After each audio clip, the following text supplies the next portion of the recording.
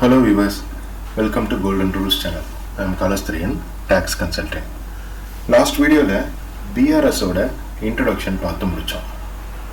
அதுல நாம என்னென்ன இன்ஃபர்மேஷன்ஸ் பத்தி பார்க்க போறோம், டெஃபினிஷன்னா என்னென்ன லெட்ஜர்ஸ்லாம் கிரியேட் பண்றோம், எப்படி அக்கவுண்டிங் வவுச்சருக்குள்ள போய் டிரான்சாக்ஷன் பண்ண போறோம் அப்படின்ற டீடைல் எல்லாமே பார்த்தோம் இல்லையா? இந்த வீடியோல cash withdraw and check bounce ஆச்சுன்னா அந்த டிரான்சாக்ஷனை எப்படி பாஸ் பண்ணுறது அப்படின்றது தான் இந்த வீடியோவில் பார்க்க போகிறோம். வாங்க வீடியோக்குள்ளே போகலாம்.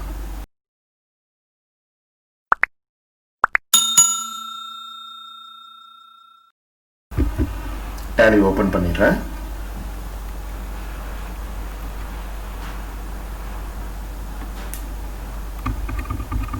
எஜுகேஷன் மோட் சூஸ் பண்ணுறேன். ஸ்டெப்ஸில் ஃபஸ்ட்டு ஸ்டெப் நம்ம என்ன சொல்லியிருந்தோம், கம்பெனி கிரியேஷன் அப்படின்னு சொல்லியிருந்தோம் இல்லையா? இப்போ கிரியேட் பண்ணுறோம். நாம் பிஆர்எஸ் அப்படின்ற சாப்டர் பார்க்கறதுனால பிஆர்எஸ் அப்படின்னே ஒரு கம்பெனி கிரியேட் பண்ணிடுறேன். இந்த இல்லையா அது இருக்குது பாருங்கள். F11 போகிறோம், அக்கௌண்டிங் ஃபீச்சர்ஸ்குள்ளே போகிறோம். இங்கே பாருங்கள், மெயின்டைன் பில்வைஸ் டீட்டெயில்ஸ். எஸ், ஆட்டோமேட்டிக்காக எனேபிள் ஆகிடுச்சா? நான் ஒரு விஷயம் சொல்லியிருந்தேன் இல்லையா லாஸ்ட் வீடியோவில், நீங்கள் கம்பெனி க்ரியேட் பண்ணி முடித்த உடனே F11குள்ளே போனீங்கன்னா மெயின்டைன் பில்வைஸ் டீட்டெயில்ஸ் அப்படின்றது ஆட்டோமேட்டிக்காக எஸ் அப்படின்னு எனேபிள் ஆகும் அப்படின்னு சொன்னேன் இல்லையா? எனேபிள் ஆகிடுச்சு. ஓகே, ஃபஸ்ட்டு என்ன சொல்லியிருந்தேன், மெயின்டைன் அக்கௌண்ட்ஸ் ஒன்லி, அதுக்கு எஸ் தரணும் அப்படின்னு சொல்லியிருந்தேன். எஸ் கொடுத்துட்றோம். செகண்ட் ஒன்று மெயின்டைன் பில்வைஸ் டீட்டெயில்ஸ், அதுக்கும் எஸ் கொடுத்துட்டோம். அக்செப்ட் பண்ணிக்கிறோம்.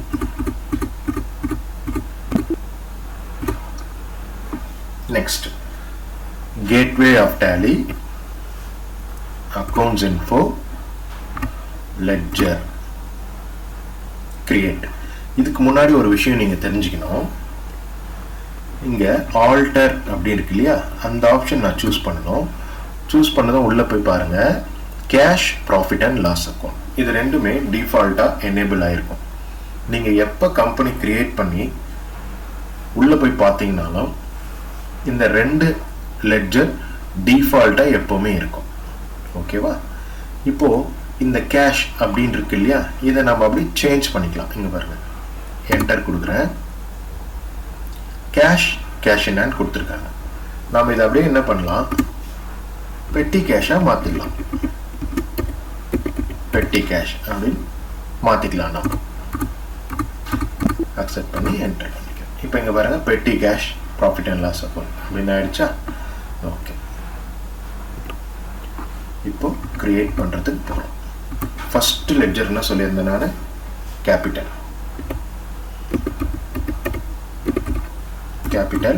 Under capital account. Okay, second ledger HDFC bank. HDFC bank bank account. Accept பண்ணிக்கலாம். மூணாவது CUB பேங்க்.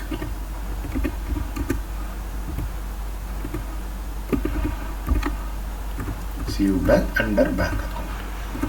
நீங்கள் கம்பெனி ஸ்கூலில் போயிட்டு ஒர்க் பண்ணும்போது அக்கௌண்ட் நம்பர், IFSC கோடு, பிரான்ச்சு, இதெல்லாம் நீங்கள் மஸ்ட்டு கண்டிப்பாக கொடுக்கணும்.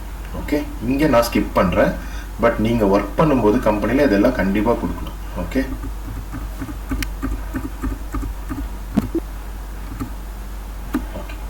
Next ledger purchase under purchase account. Next supplier under sundry creditors. இங்கே maintain bill by bill, yes கண்டிப்பாக தரணும்.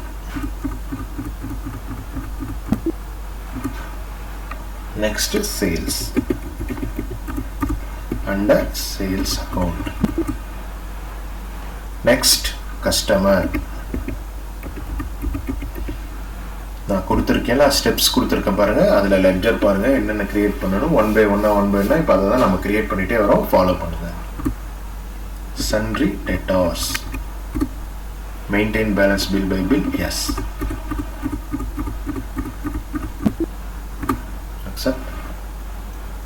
Next, bank charges paid.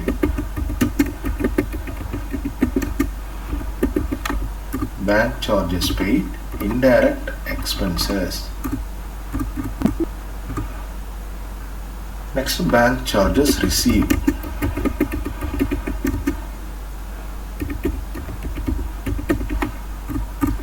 Indirect incomes. That's it. Next, bank OD. இங்க நீங்க கவனிக்கணும், பேங்க் ஓடி கிரியேட் பண்றேன். இங்க பாருங்க, அண்டர் பேங்க் ஓடி அக்கவுண்ட் தரேன் இல்லையா. இங்க என்ன கேக்குதுங்க உங்களுக்கு, செட் ஓடி லிமிட். பேங்க்ல உங்களுக்கு ஒரு லிமிட் கொடுத்துருப்பாங்க, ஓடி லிமிட். அந்த அமௌண்ட் இங்க என்ன பண்ணணும், நீங்க மறக்காம இங்க கண்டிப்பா என்டர் பண்ணணும். நான் ஒரு உதாரணத்துக்கு ஒரு 1 lakh rupees அப்படின்னு என்டர் பண்ணிக்கிறேன். இதுதான் எனக்கு பேங்க்ல கொடுத்த ஓடி லிமிட். அக்செப்ட் பண்ணிக்கிறேன்.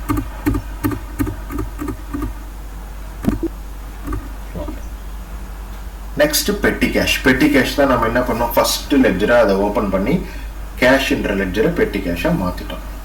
Okay. Next personal loan.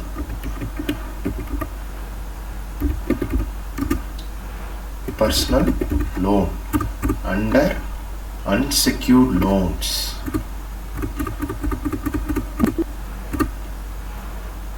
Next, processing fees. Processing fee on personal loan, indirect expenses. Next, interest on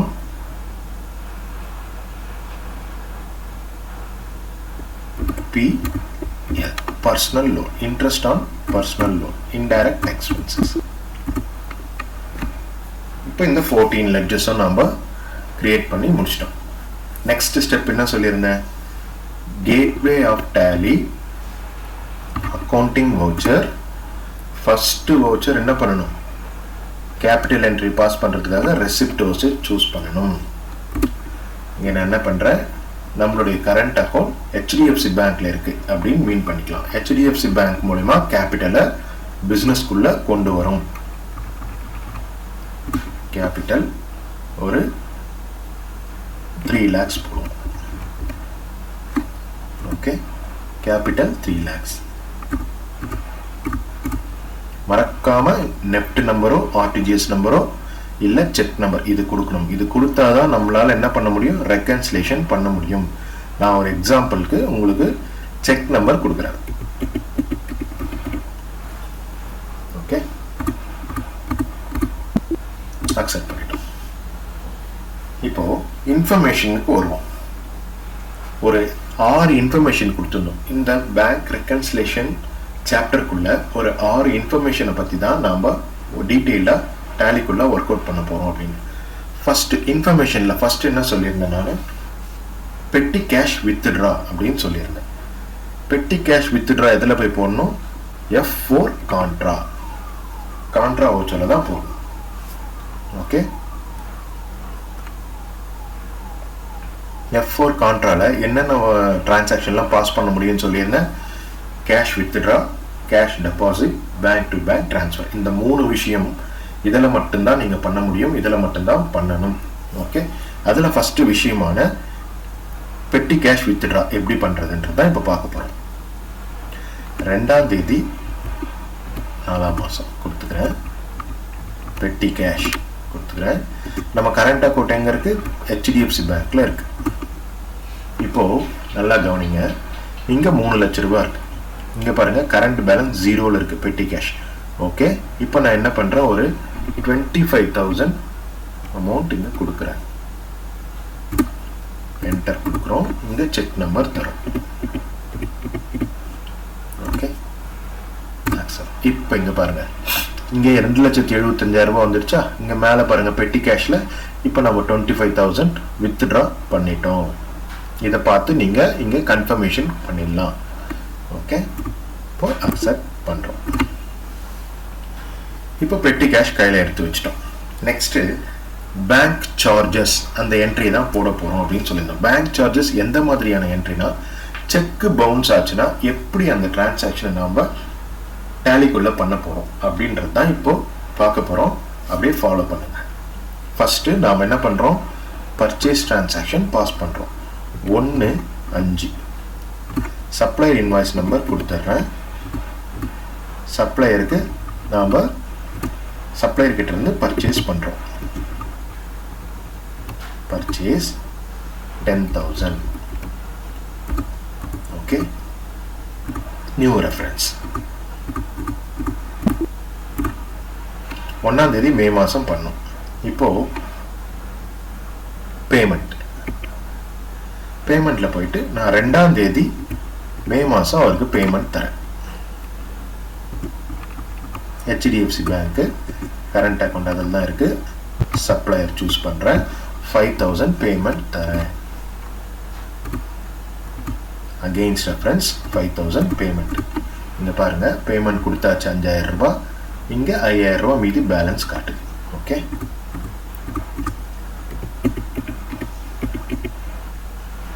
accept பண்ணிக்கிறேன். இப்போ பர்ச்சேஸ் பண்ணிட்டோம். அவருக்கு ஒரு பார்ட் பேமெண்ட்டும் பண்ணிட்டோம். செக்கு கொடுத்துட்டோம். இப்போ அவர் என்ன சொல்றாரு, உங்க செக்கு பவுன்ஸ் ஆயிடுச்சு அப்படின்னு நமக்கு சொல்றாரு. எப்ப சொல்றாரு, நாம செக் கொடுத்தோம் 31ஆம் தேதி மே மாசம். ஏன்னா இதுல எஜுகேஷன் மோட்ல 1, 2, 31 இந்த 3 தேதி மட்டும்தான் நம்மளால ஒர்க் அவுட் பண்ண முடியும்னு சொன்னோம் இல்லையா. அது அந்த எக்ஸாம்பிளுக்காக தான். இப்போ 31ஆம் தேதி செக் பவுன்ஸ் ஆன மாதிரி நாம கால்குலேட் பண்ணிக்கலாம், மீன் பண்ணிக்கலாம். இப்போ நமக்கு செக் பவுன்ஸ் ஆச்சு. சப்ளையர் நமக்கு கூப்பிட்டு ஃபோன் பண்ணி சொல்லிட்டார், இந்த மாதிரி செக் பவுன்ஸ் ஆச்சு சார் அப்படின்னு சொல்லிட்டு. இப்போ நாம் உடனே என்ன பண்ணணும், F6 ரெசிப்ட் போகிறோம். 31/5 கொடுக்குறோம். அப்படியே ரிவர்ஸ் என்ட்ரி போடுறோம். HDFC பேங்க் சூஸ் பண்ணுறோம். சப்ளையரை சூஸ் பண்ணுறோம். 5,000 ரிவர்ஸ் என்ட்ரி போடுறோம். இங்கே மறக்காமல் நீங்கள் என்ன பண்ணணும், இந்த இடத்துல மறக்காமல் ஆன் அக்கௌண்ட் அப்படின்னு நீங்கள் எடுக்கணும். ஆன் அக்கௌண்ட் எடுத்தோம். 1 2 3 4 3 செக் நம்பர் என்ன, செக் நம்பர் பவுன்ஸ் ஆச்சு. இந்த நம்பர் தான் நினைக்கிறேன். இப்போ அக்செப்ட் பண்ணிட்டோம். இப்போ செக் பவுன்ஸ் ஆயிடுச்சுன்னு சொல்லிட்டாரு. நாம் அப்படியே ரிவர்ஸ் என்ட்ரி போட்டோம். இப்போ அகெயின் அவர் என்ன சொல்றாரு, எனக்கு கேஷா ரீபேமெண்ட் பண்ணிடுங்க, வித் பவுன்ஸ் சார்ஜஸோடு எனக்கு பண்ணிடுங்க அப்படின்னு சொல்றாரு. இங்கே தான் கவனிக்கணும், பேங்க் சார்ஜஸ் இன்டைரக்ட் எக்ஸ்பென்சஸ் சொல்லியிருந்தேன் இல்லையா. Bank charges paid, indirect expenses. இப்போ சப்ளையர் என்ன சொல்லிட்டாரு நம்மகிட்ட, எனக்கு கேஷாக கொடுத்துருங்க, அகெயின் எனக்கு மறுபடியும் செக்கு வேண்டாம் அப்படின்னு சொல்லிட்டாரு. இப்போ நாம் என்ன பண்ணுறோம், F5 பேமெண்ட் போகிறோம். அதே 31/5 இந்த டைமில் இங்கே என்ன பண்ணுறோம், HDFC பேங்க் சாரி இங்கே மறக்காமல் என்ன பண்ணோம், பெட்டி கேஷ். அவர் கேஷாக தான் நம்மக்கிட்ட கேட்டார். மறக்காமல் பெட்டி கேஷ் எடுக்கணும். இங்கே சப்ளையரை சூஸ் பண்ணுறோம். சூஸ் பண்ணிவிட்டு 5,000 தரோம். மறக்காமல் இந்த இடத்துல என்ன பண்ணணும், ஆன் அக்கௌண்ட் எடுக்கணும். ஆல்ரெடி ரிவர்ஸ் என்ட்ரி நீங்கள் ஆன் அக்கௌண்ட்டில் தானே போட்டிங்க. இப்போ மறுபடியும் ரீபேமெண்ட் பண்ணும்போது அந்த ஆன் அக்கௌண்ட்டில் இருக்கிற அமௌண்ட்டை ரிலீஸ் பண்ணுறீங்க. ஓகே, இங்கே ஆன் அக்கௌண்ட் எடுத்து போட்டுடுறீங்க. ஓகே, இப்போ இங்கே பாருங்கள், அகெயின் மறுபடியும் 5,000 அவருக்கு கிரெடிட் பேலன்ஸ் காட்டிடுச்சு. Next bank charges paid. இப்போது சப்ளையர் என்ன சொல்கிறாரு, எனக்கு கேஷாக கொடுத்துருங்க, வித் செக் பவுன்ஸ் சார்ஜ். எனக்கு செக் பவுன்ஸ் ஆயிடுச்சு என்னுடைய அக்கௌண்ட்டில், அதுக்கான சார்ஜஸும் எனக்கு சேர்த்து நீங்கள் பே பண்ணணும் அப்படின்னு சொல்லிடுறாரு. இப்போ நம்ம ஒரு எக்ஸாம்பிளுக்காக 500 செக் பவுன்ஸ் சார்ஜஸ் அப்படின்னு வச்சுக்கோம். இப்போ என்ன பண்ணுறோம், 5,500 அவருக்கு நாம் கேஷாக பே பண்ணுறோம். இங்கே நீங்கள் நரேஷனில் கொடுத்துக்கலாம், செக் பவுன்ஸ் சார்ஜஸ் அப்படின்னு கூட கொடுத்துக்கலாம்.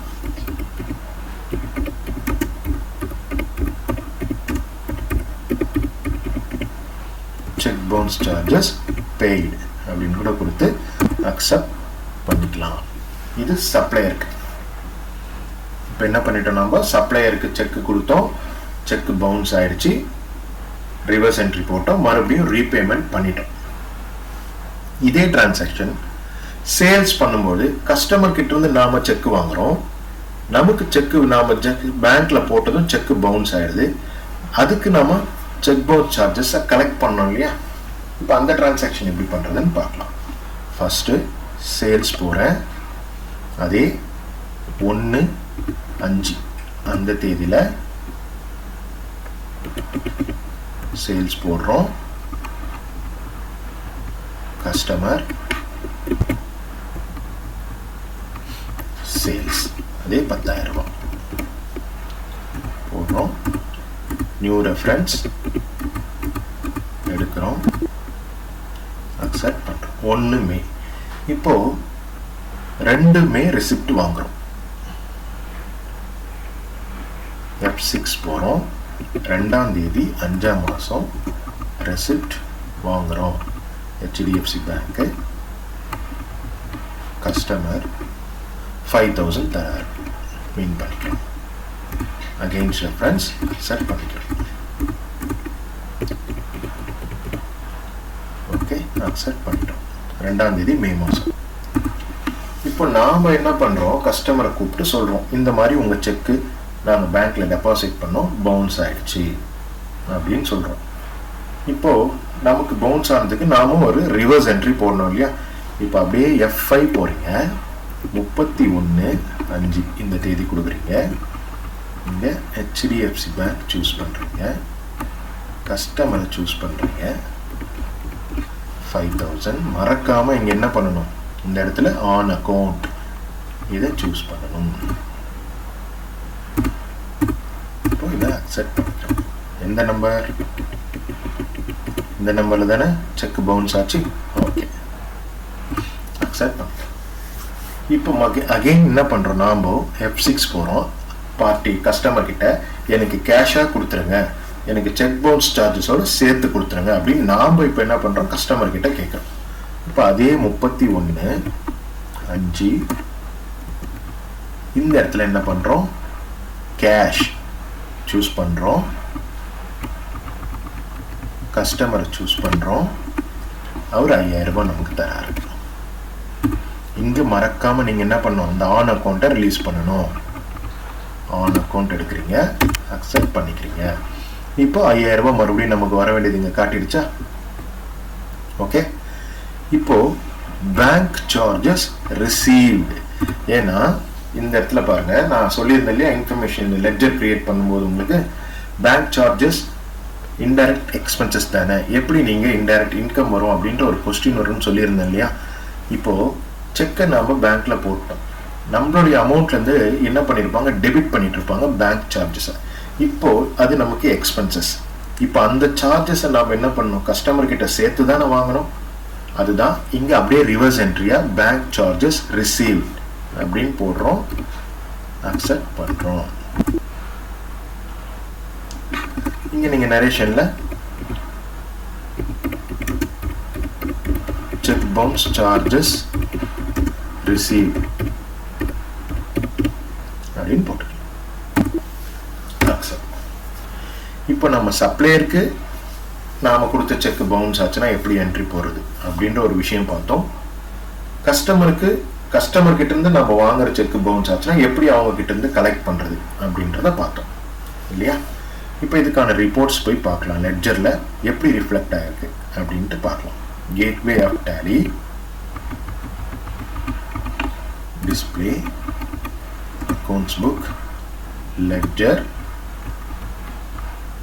ஃபர்ஸ்ட் சப்ளையர் எடுப்போம். சப்ளையர் பாருங்க, 1/5 இந்த தேதியில நாம பர்ச்சேஸ் பண்ணோம். 2/5 அந்த தேதியில நாம என்ன பண்ணோம், பேமெண்ட் பண்ணிட்டோம்.